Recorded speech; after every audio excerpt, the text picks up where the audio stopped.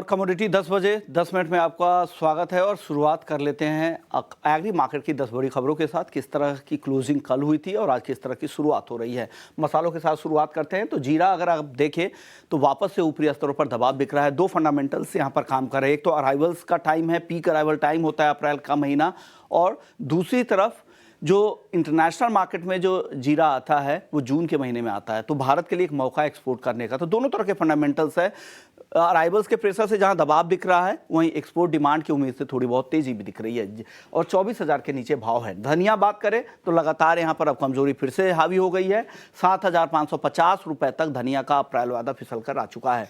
हल्दी 16,600 के करीब, कल 1% से ज्यादा की गिरावट देखी थी। भले ही पिछले साल के मुकाबले, औसत के मुकाबले अराइवल्स कम जरूर हैं, लेकिन अभी पीक टाइम है अराइवल्स का, इसलिए ये दबाव है और आगे लेकिन फेस्टिवल डिमांड से थोड़ी मदद मिलने की उम्मीद की जा रही है और फिर से नया रिकॉर्ड बन सकता है।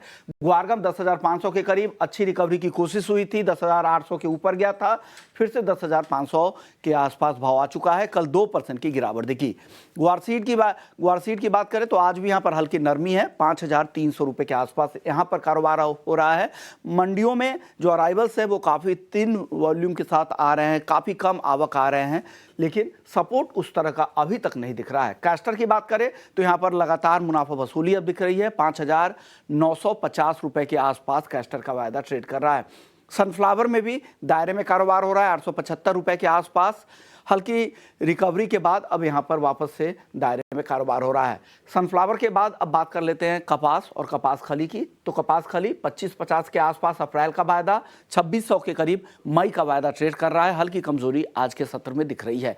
कपास की बात करें, 30 अप्रैल की एक्सपायरी है, अगला कॉन्ट्रैक्ट अगले साल के अप्रैल में है, तो उसका 30 अप्रैल की एक्सपायरी वाले कॉन्ट्रैक्ट का भाव 1,525 रुपए के आसपास है। हल्की तेजी यहां पर है। आखिरी काउंटर मेंथा ऑयल 915 रुपए के आसपास है, यहां पर भी तेजी के साथ कारोबार हो रहा है। हमारे साथ भाविक पटेल हैं ट्रेडबुल सिक्योरिटी से। शुक्रिया भाविक जी, आपने वक्त निकाला।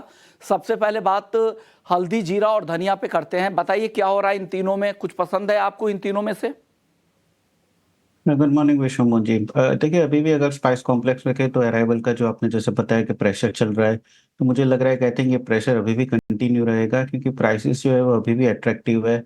तो जो फार्मर्स है अपने जो प्रोड्यूस है वो मंडी में ला रहे हैं, तो मुझे नहीं लग रहा कि एटलीस्ट ये महीने में हमें थोड़ा बहुत उछाल देखने को मिलेगा। I think prices sideways to consolidation ही रहेगा, बट जीरा अभी भी मुझे लग रहा है कि लैकलस्टर रहेगा क्योंकि इस बार काफी सप्लाई है।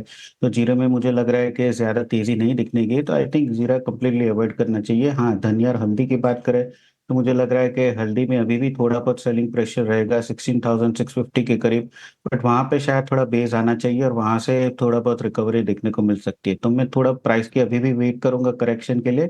16,650 के करीब आता है तो बाय की रिकमेंडेशन करूंगा 17,200 के टारगेट के लिए, और स्टॉप लॉस रहेगा 16,200 का। तो 16,650 के करीब बाय कर सकते हैं 17,200 के टारगेट के लिए। 17,200 के टारगेट के लिए हल्दी खरीदने की सलाह, गिरावट पे खरीदारी की सलाह हल्दी है। धनिया पर को भी आप कंसीडर कर सकते हैं बाइंग के लिए, लेकिन अभी जीरा अवॉइड करने की सलाह भाविक की तरफ से आ रही है। चलिए अब बात करते हैं ग्वारसीड और ग्वारगम। इन दोनों काउंटर में क्या करना चाहिए? कल 2% की गिरावट दिखी थी, रिकवरी की कोशिश हो रही थी, लग रहा था कि अब तेजी शुरू होगी, लेकिन फिर से गिरावट। क्या हो रहा है ग्वार में सर? देखिए, सितंबर से हम देख रहे हैं कि गुआ सीड में एक गुआ और गम और गुआ सीड दोनों में एक रैली होती है और उसके बाद नया करेक्शन मिलता है। तो ये जो जिगजैग पैटर्न है वो कंटिन्यू रहा है क्योंकि सितंबर से हमने देख रहा है कि 6 दिन के लगातार अगर एक तेजी दिखती है तो उसके बाद जो करेक्शन आता है तो वो सारी तेजी निकल देती है। तो इस बार भी हमने देखा है सिर्फ 5 से 6 ट्रेडिंग के लगातार जो तेजी देखी, अब लग रहा है कि वापस से करेक्शन शुरू हो रहा है। कल के दिन भी हमने देखा कि क्लोज हुआ नेगेटिव में, और आज के दिन भी अगर देखें तो ओपनिंग वीक है। तो मैं एक्सपेक्ट कर रहा हूँ कि अभी जो ये करेक्शन है वो वापस कंटिन्यू रहेगा और नीचे 50 टू 60 से 5100 के लिए नीचे टारगेट हम देख सकते हैं। मुझे लग रहा है कि यहाँ से करेक्शन कंटिन्यू होगा तो यहाँ से शॉर्ट कर सकते हैं 5520 के स्टॉप लॉस से, और नीचे 5300 से 5250 का टारगेट रख सकते हैं गुआ सीड में। 5250 तक नीचे ग्वार सीड फिसल सकता है, तो यहां से और गिरावट थोड़ी बढ़ सकती है। कपास खली में बताइए क्या करना चाहिए? 2550 के बाद अप्रैल वायदा है, 2600 के आसपास मई का वायदा, क्या करें? देखिए अगर यूएस कॉटन के हम देखें आइस कॉटन में तो लास्ट वीक जो 92 सेंट थे अभी 86 सेंट हो गए क्योंकि इस बार एक्सपेक्टेशन है कि प्रोडक्शन है वो थोड़ा ज़्यादा होगा। इनफैक्ट कॉटन एसोसिएशन इंडिया ने जो भी रिवाइज किया है वो भी इस बार ज़्यादा रिवाइज किया है प्रोडक्शन एस्टिमेट। तो मुझे लग रहा है कि इसकी वजह से प्राइसेस में थोड़ा दबाव रहेगा। अभी अगर मिल्स की बात करें तो मिल्स में भी अभी डिमांड थोड़ी एटलीस्ट कंपेरेटिवली कम ही है लास्ट ईयर के। तो ये भी एक प्रेशर रहा है प्राइस के ऊपर। तो मुझे लग रहा है कि ये और नीचे जा सकता है 2560 से 2550 के करीब। तो करंट मार्केट प्राइस से ही शॉर्ट करने की मैं रिकमेंडेशन करूंगा 2550 के टारगेट के लिए। और ऊपर का स्टॉप लॉस रहेगा 2620 का। भाविक अब बात कर लेते हैं नॉन एग्री मार्केट की, गोल्ड और सिल्वर की। सबसे पहले चांदी कल 83,000 रुपए के पार चली गई, गोल्ड ने 71,749 का नया हाई बनाया और आज भी तेजी दिख रही है। 71,500 के ऊपर गोल्ड है और चांदी 83,000 के बेहद करीब है। क्या लग रहा है ये तेजी कब तक कंटिन्यू होगी और आपके थॉट्स क्या लग रहे हैं? किस तरह की चाल है, कौन से ऐसे फंडामेंटल्स है जो बाजार को इस तरह से ड्राइव कर रहे हैं?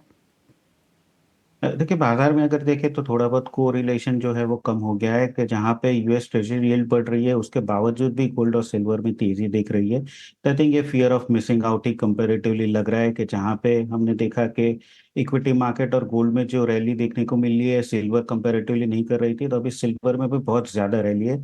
ऑल्दो ये रैली मुझे लग रहा है कि ओवर स्ट्रेच है, बट फिर भी अभी भी देखे तो मुझे लग रहा है कि अपसाइड कंटिन्यू रहेगी।